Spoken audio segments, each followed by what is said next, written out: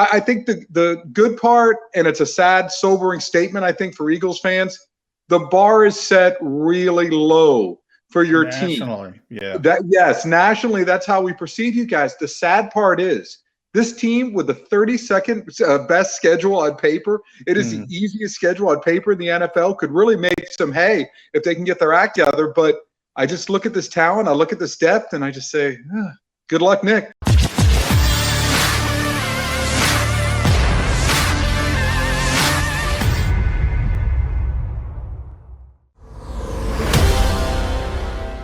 We have our next guest ready to rock and roll to us. He does a phenomenal job covering the National Football League on Sirius XM's NFL channel. He does a great job as part of the broadcast team on AEW as well. The only thing that's disappointing me before we start is, as you can see, both of the Mac and Mac guys go with the goatee. Yeah. Pretty gray. Marvez used to have one of the greatest goatees in the history of goatees, and he doesn't rock it anymore. Tony Khan make you shave it? Tell me that's not true, Alex. No, my daughter, she's 4. She said, Daddy, trim the goatee. I said, okay. How can I say no to my daughter? What am I going to do? You know what I mean? The good part was losing weight because, and not that you guys, you're thin. I have to lose weight. No, but it covers a lot. Like it does definitely. It has a slimming effect. There's no question about it. So at least I dropped a few pounds before doing it. Yeah. Very nice. Alex, we appreciate you coming on board. You heard us. We were just talking about the new Eagle coaching staff. John and the guys on the beat got the chance to talk to both of the coordinators yesterday. You've covered a lot of teams, and teams have made coaching staffs, coaching changes on the staffs that you covered. How difficult is that in that first year that a new head coach with a new staff has got to come in, create their culture? That's a word that's used a lot these days in the National Football League. But then everybody has to buy into it, and you've got to get it up to speed. How difficult a task is that in the NFL these days? Jody Mack, I think that it depends upon the type of roster situation you're inheriting. And for Nick Sirianni, think about it like this. You've got almost 2 worlds that you're having to put together. And I'm going to just compare this briefly to what's going on in Jacksonville with Urban Meyer. Not a lot of veteran players there, right? I mean, and it's partially because they've been such a bad team. But you think about it, you got Miles Jack, you got a few offensive linemen and, guys like this. But it's not like you have a whole bunch of veteran players. With the Eagles, you have players like Fletcher Cox, Jason Kelsey, as we all know, guys who have been very good players but are sort of nearing the end and may not be part of the Eagles by the time the team gets good. On the flip side, you have a youth infusion through this draft, and you're going to have one again in 2022. So how does Nick Sirianni continue to engage with older players who know that they may not be here in a year from now as this team continues to try to find its way through the salary cap, while also keeping them on board while developing younger players? It's a challenge for Sirianni. So are some of the restrictions that are going on this offseason, players deciding we don't want to necessarily participate in off-season workouts and finding compromise with veterans. And I believe the Eagles, in fact, have done that. They're not going to hold, from what I understand, a regular mandatory minicamp. Teams like this need to hold minicamps. They need to be together as much as possible. So, again, just another obstacle for Nick Sirianni. We'll see if he's up for the challenge as far as this goes. But I think the good part, and it's a sad, sobering statement, I think, for Eagles fans, the bar is set really low for your nationally, team. Yes, nationally, that's how we perceive you guys. The sad part is this team with the 32nd best schedule on paper, it is the easiest schedule on paper in the NFL, could really make some hay if they can get their act together. But I just look at this talent, I look at this depth, and I just say, good luck, Nick. Now, you mentioned those restrictions, Alex. That's interesting because it's such a fluid situation. It seems like, the league and the union, obviously veteran players, they don't want off-season work. They want to show up for training camp essentially, and you have this wrangling coaching staffs. Let's be honest, they try to take advantage of it and do as much as possible when they have the players in the facility. You mentioned the Eagles. A number of teams have canceled mandatory minicamp. League doesn't seem to want to put a period on that and saying, okay, this is no more. But do you see it heading down that road? Have we seen the last of the mandatory minicamp? This is a great question because I don't want to say that NFL teams have gone rogue, but I just want to say globally, let's not forget what the NFL is. It's a trade association, okay? Yeah. Roger Goodell has to try to herd 32 different cats Okay. Each cat has a different flavor to it, right? So when you see teams, and starting with the Indianapolis Colts, and they were really the first one that I knew of, where their players went to Frank Reich and Chris Ballard, union leadership, their center Ryan Kelly, saying, hey, we don't want to do this. Well, they ended up bending and saying, okay, we're going to just have 2 weeks of OTAs, and then that's it. And we're good, and we're going to cancel the mandatory minicamp. Other teams are doing the same thing. So we have half the league doing one thing and half the league doing another. Look, and listen, John, you've been doing this for a long time. You too, Jody Mack. You remember what the offseason was like for players, maybe before the 2011 CBA. Coaches would grind these guys into the ground. It wasn't just the physical work, but you were so tired of hearing your assistant coach try to work with you every single second that you were inside team headquarters that you had a major case of burnout. Everyone was burnt out. And it also, you were frowned upon if you tried to pursue a college degree or tried to pursue a business venture and prepare for life after football, and these were some of the safeguards that were put in by the Players Association, restricting off-season workouts so that players could have a life. Now you've added a 17th game. So should there be a look at off-season programs? Absolutely. But here's part of the problem. The veteran players, this is fine for them. They already know what's going on in the league. They don't need all that learning. What about the young players? What about them? For example, if you cut your off-season program short in Green Bay, how are you benefiting Jordan Love? How are you benefiting some of the young players who actually need time to work with coaches? And let's not forget, too, the coaches need time to work with these younger players, because if they're consumed with the veterans, how do you develop younger players? I think it's a conversation that the NFL and NFLPA need to continue to have, this dialogue this summer and then after the 2021 season, to see if there can be a tweak to the collective bargaining agreement. But the one thing is, and guys, you know this too, the NFL isn't going to give anything to the union unless the union gives a concession to the NFL. So what's going to be this give and take, because that's how this relationship is. Looked like they could all get along during the pandemic, and now you start to see that begin to crack again with this offseason situation. Give and take aside, even though you are exactly right, everything is give and take these days in the NFL between the teams and the union. Just personal perspective, and if I'm wrong, please tell me so. I truly enjoyed covering teams that went away for preseason. The Eagles were a Lehigh team. They go up at the Lehigh University. The Cowboys pick it up and go halfway across the country. And I always bought into, because I talked to so many players and coaches doing shows from there and interviews, the camaraderie of being together, that they were living in dorms or whatever else. They didn't want to do it for too long, but it actually brought something to the table, that they came together as a unit when they did it. Most players would say that. I don't know if they were telling the truth or not, or they were just giving a company line, but they did say that to me. That has now gone by the board. So few teams get away. Everybody does their own work from their own facilities in the preseason. Is that something the NFL is missing out in your opinion? I think so, but I think, there's a couple of things in consideration here why it's happened. And roughly 2/3 of the NFL stay at home now. We have between 10 and 12 teams that continue to go on the road. And like you talk about, one of the benefits, Jody Mack, is, for example, I talked with Alex Smith about this in Kansas City in the year before he was traded to Washington. This is how he got to know Patrick Mahomes. They spent time together away. Alex has a family at home. Patrick was young. He wasn't married yet. But Alex wasn't going to hang out at team headquarters. He wasn't going to do things socially with the players because of his family situation. Well, if you're away from home and you don't have to worry about your family, you're going to have time to spend with your teammates and do those sorts of things. And I think it does promote camaraderie. On the flip side, from a team standpoint, there's a couple things that I can see. Number one, there's no place like home when it comes to classrooms, when it comes to medical, when it comes to fields, all these things. A lot of places you want to go someplace, but if you have subpar things, or subpar living accommodations, if you're in a college dorm, for this generation of people, it's not cool, if you know what I mean. I cover the Cincinnati Bengals when you had to rent an air conditioner. Literally, at Wilmington College in Wilmington, you had to pay to rent an air conditioner if you wanted AC in the middle of summer in Wilmington, Ohio. So I think there's something to be said for that, and having that normalcy. But I also think, too, that you balance that with the ability to create those team bonds.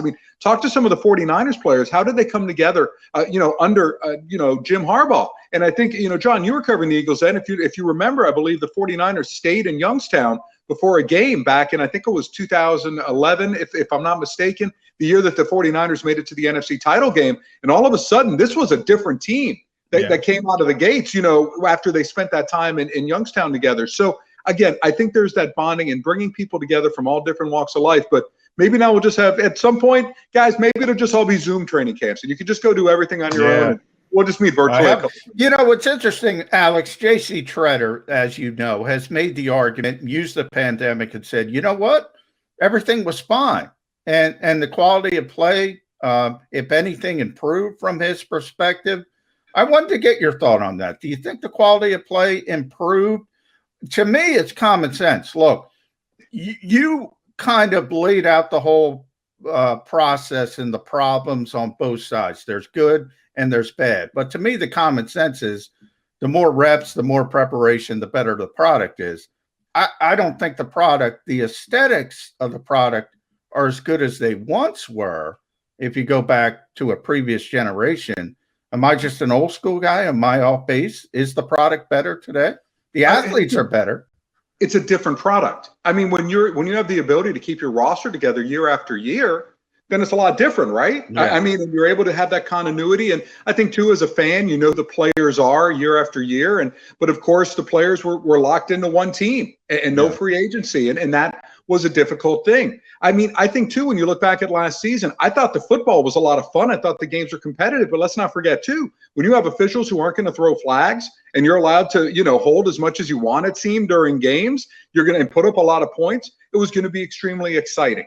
So I think that while it was a fun season and scoring was up, I think as much of that has to do with the officiating and the way that games were called and letting players, quote unquote, play, even though it went against, you know, the rules. And even the NFL knows it has a holding problem right now, because you don't want a game that's littered with flags. Stop and start football, to me, is the most boring type of football that there is. That's why I worry about this new replay system that has been put in that allows the replay assistant to buzz down if they see something that needs to be reviewed.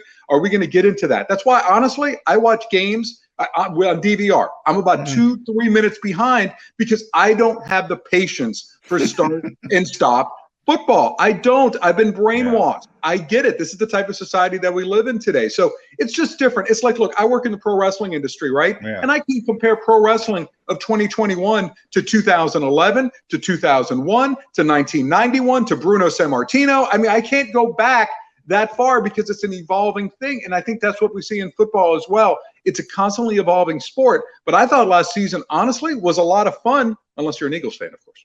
Yeah. Okay, you took me right where I wanted to go. And we'll get to the wrestling because we do want to talk AEW with you. Last year, I referred to the division that the Eagles are in as the NFC East a lot for a very simple reason. All you had to do is check the standings. Okay, so forward to 2021. Washington won the division last year and upgraded a quarterback with Ryan Fitzpatrick, maybe short term, but upgraded just the same. Dallas gets Dak back. Big deal. Arguably the best quarterback in the division. Add him, there's got to be improvement. The Giants have put weapons around Daniel Jones. It's kind of sink or swim year for Daniel Jones because if he can't win with the guys that they've given him as far as weapons go, shame on him. And the Eagles basically are going through a transition period. New coach, new quarterback, whole new staff, optimism with something you don't know is there. I tried to make the argument for all of them to be better. Is that going to be the case? How would you rank the NFC East? We won't call them least until they get out there on the field, but how would you rank the NFC East as we sit here in the offseason? You know, I think when you compare them to the other divisions, right, it's the most competitive division. Because I think, and I'm just saying it though, and when I say competitive, without a front-running marquee team, like we figure Seattle's a double-digit win team. The Rams could be. San Francisco could be. Arizona could be. I can't make that same projection necessarily about Dallas, the Giants, Washington. You know, and in a way, they may cannibalize themselves, and we may see a lot of one-and-one type splits and things like this. I do think the level of play across the division should be better, or else there's a major problem. If the Dallas Cowboys didn't upgrade this defense, if they can't play better under Dan Quinn, Mike McCarthy enters year 3 under the hot seat. And we know how much Jerry Jones hates changing coaches, but you know, this defense needs to get fixed. Have they done enough to get that going, or is this going to be a team that has to win its games via shootouts? The Washington football team, they sort of kind of upgraded with Ryan Fitzpatrick, but let's not forget too, it's not, you know, Tom may be beating time right now in terms of Tom Brady. I don't know about Ryan Fitzpatrick. I don't know. Or can you put up with a couple turnovers every game? The defense should be really good, but are they doing enough in the running game? Are they ready to take that step? as a team. I think that they, as of right now, right up near the top, and the Giants are a team that we're expecting to take this next step, but so much depends on Daniel Jones. We're going to find out this year. The Giants will know by the end of 2021 whether they truly have a franchise quarterback or not. There's no excuse now. I think the offensive line is good enough. Is it great? No, but it's good enough, and I think it has room for improvement because there are some young players on that team that are going to get better. The return of Saquon Barkley, to me, I'm fascinated by this. Does he become Zeke Elliott? And when I say that, Jason Garrett used Zeke Elliott like a workhorse running back. Mike McCarthy comes in. You're paying Zeke Elliott all this money. He's no longer a workhorse running back. It's a pass-first type of offense that Kellen Moore is running. Is Saquon going to become that guy that helps the Giants break through? I think he's the most intriguing player, if not in this division, if not in this conference, maybe even in the NFL, quite honestly, because he could have a boom year, knowing what Jason Garrett likes to do, running the football with him and funneling everything through Saquon. I think some people might be sleeping on just how important a player he is, but I think their defense is solid. They obviously made some big additions in the secondary. Leonard Williams is re-signed.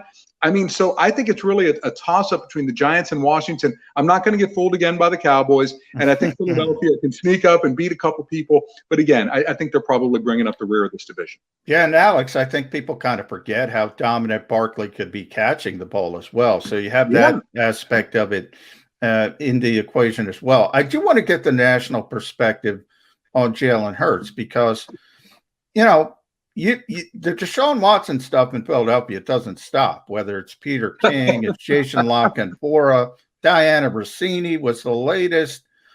There's just constant whisper about Deshaun, and not only Deshaun Watson, it might be Russell Wilson, who's been the white whale of this organization since Andy Reid wanted to draft him here. Or, they have all the draft picks possible in 2022 to go up and get, whether it's who's ever going to be at the top of the draft, Spencer Rattler, Sam Howell, etc. Can Jalen Hurts seize this mantle, or is this just a stasis? We'll go 1 year and then we'll go get our quarterback for the photo. Yeah, is he Gardner Minshew? Is what you're asking? Because when you think about the situation, it's so similar. I mean, although, Philadelphia has some more established talent than Jacksonville did, but basically Gardner Minshew is like, okay, it's a 1 year sink or swim for you, Gardner, but you're going to have to elevate the team. And I feel that's sort of how it is with Jalen Hurts, right? He's going to have to elevate this team. You have quarterbacks who elevate. Everyone talks about, Aaron Rodgers, they never draft first-round wide receivers. Charlie Weiss shared something with me that I thought was a really great piece of advice. Aaron, the reason we pay you so much money is to elevate the people around you. And by the way, he has over the years. Yeah, and he's made good receivers look great. Can Jalen Hurts do this? Because as much as we talk about the, quote, upgraded Eagles wide receivers, this is all projection stuff. No one's really done anything there, right? I mean, we're hoping that Devontae Smith helps. We're hoping that Jalen Reagor contributes. I mean, we're hoping Travis Fulgham, can build on some good things he did last year. But who are we really looking at here that's an established guy? Greg Ward? I mean, where's Zach Ertz? Is he going to be on this team when the season begins? I don't know. I mean, so it's a tough spot for Jalen Hurts. So it's really remains to be seen. But John, and you can speak to this too. I know teams can do funny things on the salary cap, but because of what you did with Carson Wentz and all this dead money, are you even in position to be able to get a veteran quarterback moving ahead? Because you have so many other financial issues that have gone on because you thought Carson Wentz was the answer. Does it put you in a position where you have to take a rookie quarterback, build around this quarterback, hope that you win in time by the time their rookie contract is up, go down that road again? Is that going to be the best thing for this team? Because their best players are getting older, their drafts have been poor the past couple years, and they're going to have to dip into free agency to really address that, or hope that young players develop quickly. So, I mean, we could talk about getting one of those players, but I just think it's a little tough on the veteran route. Unless, Houston really wants to get rid of Deshaun Watson. And then you have a bunch of questions about Deshaun Watson as well. Is he going to be looking for a new contract? Does he have issues off the field that are going to continue to resurface if indeed they do exist? How's your fan base going to respond to this? How's he going to respond coming back? I mean, there's no easy answer. I think the safest thing for the Eagles, as goofy as it is, maybe drafting a quarterback, even though I would normally tell you go with a finished product rather than a rookie. As far as salary cap purposes, this year, very difficult. Next year, not a problem at all because Carson Wentz's dead cap hit will be off the boards by then. They could fit in anybody they want. Aaron Rodgers, Wilson, Watson, doesn't matter what their contract status is. They could handle that. In season, you make a very good point, Alex. Not going to be easy. All right. Want to jump over to AEW. Don't know. Real quick, Jody, it'll go up to $203 million as well. Eagles will get some relief. But again, the rest of the roster here is sort of getting old, and there's so many other things to address. It's great to have the quarterback. To me, the big question is, what are you going to have surrounding that quarterback if you are indeed spending $40 million a year on that player? But please continue. We wanted to get over to AEW. Just before you hopped on, John said, Alex Marvez has my dream job. Let me echo those sentiments as well. Do what you do every day with what you like. Oh, by the way, on the side, you get to be involved with professional wrestling. Both John and I are pretty jealous. Give us the broad brush stroke. How did you get this gig? Well, in 1989, I started writing a pro wrestling column at the Miami Herald coming out of college, wrote that column up through 2012. And along the way, there was a young man named Tony Khan who would read my column growing up. Little did I come to know that his family would buy the Jacksonville Jaguars, and Tony Khan and I would become very good friends about 8 years ago. He knew about my background in wrestling. I'm not a WWE person. I don't like the McMahon family for a lot of different reasons. I don't like the product. So I lost, I was one of those lapsed fans, and there's a lot of us out there. I stopped writing the column because I just didn't, my heart wasn't in it. Tony dragged me back in. When we were on the road covering NFL events, be up in our hotel rooms watching wrestling and doing things like that.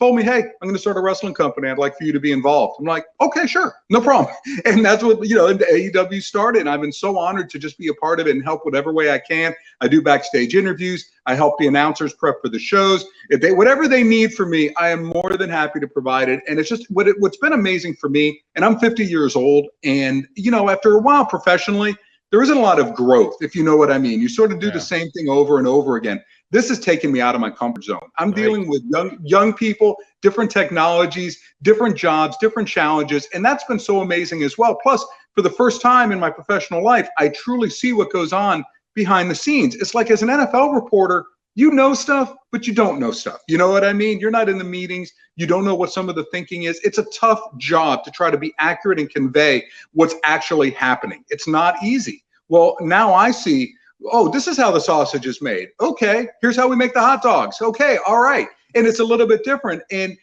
especially when I read stuff that's out in the media sometimes that I just say, no, this isn't actually how it happened, but this is the story that's out there. So it's just been incredible for me on a personal level, professional level. I've enjoyed it. And I think the product itself, we put on great wrestling. And I'm so excited. We're back on tour, a big pay-per-view coming up May 30th, Double or Nothing. Hope people buy that and give us a chance. Watch us on TNT. 8 p.m. Eastern time on Wednesday nights. And I have a book with Chris Jericho coming out as well, the complete list of Jericho. I basically wrote down 2,722 career matches of Chris Jericho that he participated in, put them in a database. We got a 400-page book coming out June 23rd, Jericho30.com for more details. Brother, you'll never see pro wrestling or Chris Jericho the same after you read this book. Yeah, Chris has been doing that for years, Alex. He's been keeping his matches. I know he's been keeping sort of that rolling. And I don't know if anybody's done this before, but, people talk about, obviously, Stone Cold Steve Austin, The Rock. You mentioned Bruno Sammartino going way back, the legends of this industry.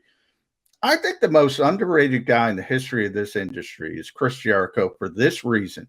He changed his character so many times and just kept reinventing himself time after time after time, whether it was before WWE, everything in that company, and now AEW. It's amazing. It's a different guy so many times, whereas The Rock's The Rock. Right. But Jericho's this different, it is one of the most underrated things in the history of pro wrestling. I think he belongs in the conversation of greatest of all time for that reason. I think that's such a compliment, and I think it's accurate as well because, we're not going to have another Chris Jericho. I don't think, and maybe modern wrestling will change and you'll get working relationships again, but you think about it, began wrestling in Canada, wrestled in Mexico, wrestled in Japan, wrestled in Europe. Then he began wrestling in the U.S. So he comes from all different ways. And, he also knows I've got to stay fresh. I can't just be a certain Chris Jericho. He wants to, and he likes new challenges. He likes taking on new things. So I think the fact that he's continued to become someone different and continues to evolve. Look, there's some of the same tricks that quote unquote that he uses, same mechanisms. He just, repackages them in a different way. And I saw that through different patterns of writing this book. When you look at a list of 2,722 matches and you see the culmination of feuds, different types of matches, different things like that. But he's brilliant. I mean, he is just one of the most driven people as well. I mean, in terms of success, the guy fronts a rock band, Fozzy. He does a weekly podcast. He's an actor. He does commercials. He's everywhere. Plus, he has a family, and he's got 4 kids, I believe. So it's like how he keeps all this going is just, it's 24-hour. He's Chris Jericho 24/7. Yes, he's Chris Irvin sometimes, the son of a famous hockey player and a human being. But let's not forget, too, I mean, he is in the Chris Jericho business, and I don't think there's anyone better. Specific Jericho AEW. I don't know if there's any, and I'm both like you guys. I go back to Bruno Sammartino too as a little kid. So I've been a fan for a long period of time. Never before has a wrestler been as identified for just this period of time with his intro song. Judas fits him so well, and that was even before they got into the current beef that they're in now, and the fact that his buddy Max turned on him. Just the fact that the fans bought into this song, and that you can turn down the music and they'll sing it for like 6 or 8 verses. Usually you can go a line or two. They go 6 or 8 verses. It has been such a perfect fit, and he plays it off so well in the ring. How did that all come together? I know you got to pull back the curtain a little bit. Tell us what you can. How did that come together? Well, I mean, Chris got into the music business. He was in a band called Scimitar back in high school, okay? He's long been a heavy metal guy. If we have a wrestler called Luther. He's part of the Chaos Project. These guys have been friends since their 20s. They used to be in Canadian metal bands and things like this. This was Chris's other dream. And in fact, I didn't chronicle this, but I also have his notes from when he began Fozzy, his rock group, and if you notice, Fozzy rhymes with Ozzy. Yeah. And how the tours that they would play and the different members of the band, and it took him a long time to find his sound. Well, he found it in Judas. I mean, it's got more than 40 million page views on YouTube. I think the first thing about it is it's a great song. I think that's the first thing. The lyrics are great. I think the music is great, and it's a sing-alongable song. But he decided to use it as his entrance music. I don't know though if he thought that it would become sing-along with Chris Jericho. It got elevated to another level back in February of 2020, before the pandemic, when he had a choir that ended up singing it during his entrance at Revolution. And you've just had, it's something that he's become identifiable with. But you think about some of his entrances: Break the Walls Down, the Y2J countdown, different things that he's provided through the years as far as that. It's all part of the showmanship, the extravaganza of professional wrestling. And that's what you watch pro wrestling for. It's entertainment. Thankfully, we're out of the debate about whether it is a real legitimate sport that you and I grew up with. I was told I wasn't going to make it as a sports journalist if I kept writing the wrestling column. Legitimately told that because they thought it would affect my credibility. Times have changed. People see wrestling for what it is. And Chris Jericho, more than a wrestler, really an entertainer. Yeah. Alex, thrilled to have you. But last one from me, because I want to marry pro wrestling and football. The way to do that is Tony Khan. Everybody talks about the work ethic of Vince McMahon, even his critics. You're a critic. I'm a critic. Guy works like you would not believe. I look at Tony Khan. I mean, it's not just AEW. It's the Jacksonville Jaguars director of strategy, English Premier League. How does this guy? He's got his own analytics company. How is there enough time in the day to handle a wrestling company and do all this other stuff? The amazing part about Tony, and this used to be Vince McMahon, and I'm going to be curious, and I admit this, and I consider Tony, I don't know how he considers me. I consider him like a younger brother, to be honest. I am so proud of his success. We have spent a lot of time together, and I just really appreciate him as a human being. He is very accessible. Anyone that wants to talk to him in the company, in the wrestling company, can come up and have a conversation with him. I mean, and share their thoughts about things. I mean, you don't want to abuse that, but he still has open ears. And this used to be Vince McMahon, but then as Vince got older and got a family and the company got super big, it became different for him. But I think the thing about Tony in this is that he's passionate about all of it. I think that's the key to life. If you're passionate about something, it chews up your spare time. It chews up your hobby time. And he's chasing greatness. I think that Tony Khan was put on this earth, quite honestly, to be someone in charge of a professional wrestling company. He used to write his own scripts when he was a kid. He was part of AOL chat rooms, when he was younger. When he was 13 years old, Tony, his father dangled a carrot. His mom and dad said, you can do whatever you want if provided you get good grades. He hit the grades, and his dad took him to ECW Arena in Philadelphia to see a show when he was 13 years old. I mean, and of course, Chris Jericho was wrestling that night, and it all comes full circle. I just think that he's just such a driven individual to be great. And he tries to hire the right people too. He knows how to delegate. I mean, and he's kept his humanity through it all. That's a neat thing about it. And that's why I'm so happy to see the wrestling success. Hopefully for him now, the Jaguars have some success. Fulham has some success. And he's able to become a guy who's running 3 successful franchises in the win-loss column, so to speak. AEW is already there. Real quick, Alex, as one follow-up is, does he get criticism, though? You know how difficult NFL fans are. EPL fans might be worse. Does he get criticism and saying, you need to be involved with this and forget about the other stuff? It's weird. I found out that there's criticism on social media. I've heard it. I wasn't really familiar, but lately I've sort of been alerted to this, and it's been a very interesting thing.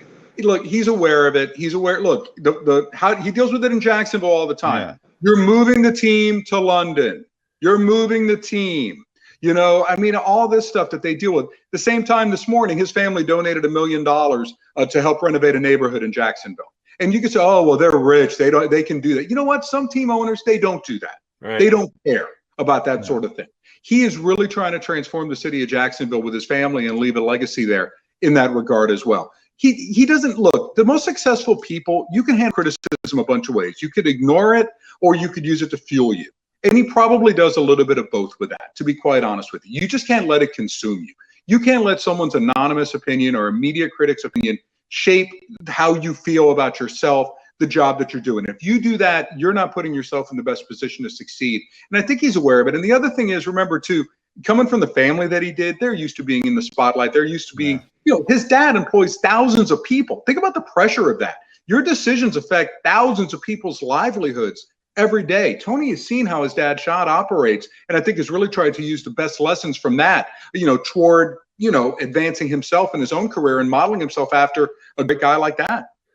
Again, Alex, we can't say thank you enough. Both John and I, when I was able to reach out and get you okay coming on the show, we both got excited because we're football fans and wrestling fans, and you have the best gig on the planet.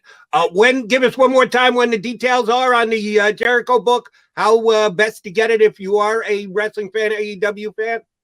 Jericho30.com. It is that simple. It is going to be officially released on June 23rd, 400 pages chronicling 2,722 of Chris Jericho's matches. There's a comprehensive list, but also things about Chris Jericho that you never knew before. We cover everything comprehensively. We have guest editorials from some of the people he has dealt with along the way. We rank his best matches. We rank his worst matches. We rank his best gimmicks. We rank his worst gimmicks. We rank his best memorabilia. We have everything involved. Anything Chris Jericho related is in this, but you could even be a peripheral Chris Jericho fan, and I still think really enjoy the book because you're going to learn, you're going to get inside the mind of someone who made themselves into one of wrestling's top stars. And John, like you say, really one of the greatest of all time. So Jericho30.com, and don't forget AEW Dynamite every Wednesday night, 8 o'clock. Going to TBS too. Yeah, we're moving to TBS in January of next year. We're going to be adding a show starting August 13th.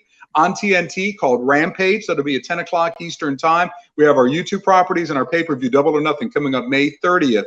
That's going to be awesome. And live touring resumes July 7th. So we'll be live and hopefully coming to Philadelphia sooner rather than later. I think it's October. You've got a good wrestling. Yeah. You got a good wrestling town here in Philadelphia. So we'll be waiting for you guys to show up here. Do me a favor. Tell my guy Taz I send my regards.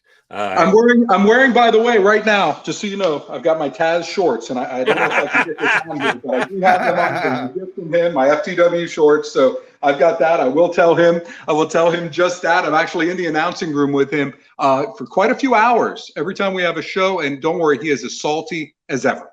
That's not surprising. Please tell Taz Jody Mack sends his regards. We send our regards. Thank you for coming on with us, Alex. We'll certainly do this again down the road.